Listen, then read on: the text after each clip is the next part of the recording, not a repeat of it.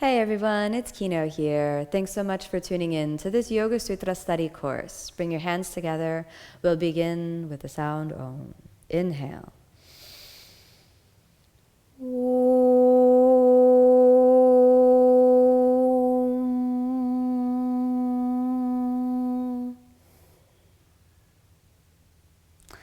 Gently let your hands rest down. We'll begin with Yoga Sutra, Book 1, number 13. Tatra Sthitau Yatno Bhyāsah.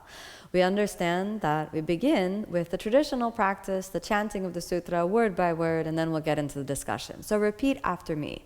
Tatra Sthitau Yatno Bhyāsah.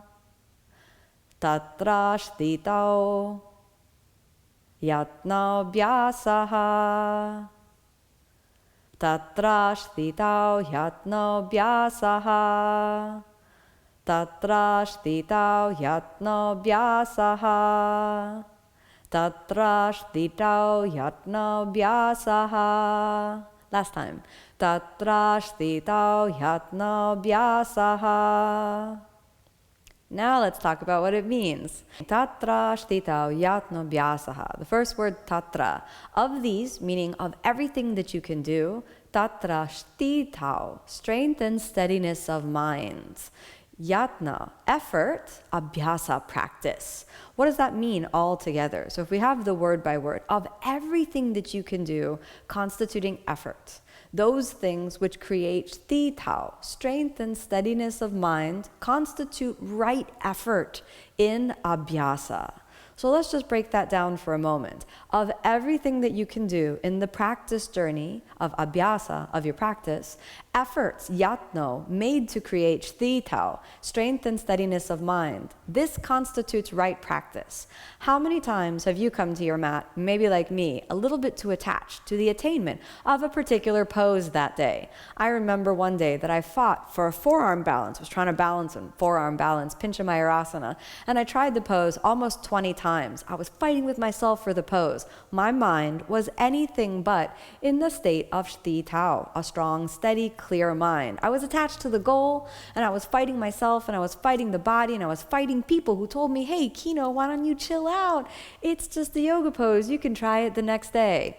So we understand that we have to remember that strength and steadiness of mind is right practice.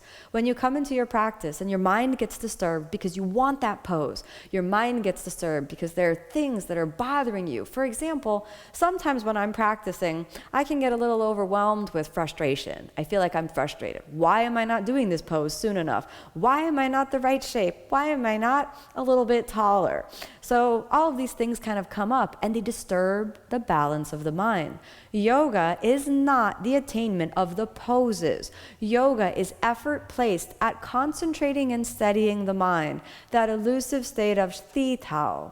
We create sthitau, strength, steadiness of the mind, by keeping yourself tuned into the inner body, tuned into a state of peace, tuned into a state of inner reflection, tuned into a state of surrender, so that as you're practicing, you're not focusing on, I have to get this pose, I wish I were a different shape, I wish I were a different age, I wish I were different than I am, or I look differently. You're focused on a calm, steady mind. And anything that disturbs your mind as you begin to practice, you remove slowly. You remain equanimous. Sthitau is the state of equanimity. I'd like you to reform your paradigm of practice so that instead of doing your practice and thinking, I gotta go to my practice and do a bunch of poses, treat your practice like a mindfulness exercise so that you focus on the subtlety of inner sensations. Don't worry about the poses. Don't try to collect them like trophies. Instead, focus on the inner experience, the ephemerality of the subtlety of the inner experience. Get interested in it. Experience it. Cherish it. Never hold on to it and never fight against it or fight for it. Instead, practice keeping the minds in the equanimous state of sthitau. Commit yourself to practice every day. Do the work of discipline so that in every breath you can find the sweetness of surrender, the equanimous mind that brings you into the sense of the true light within. Bring your hands together.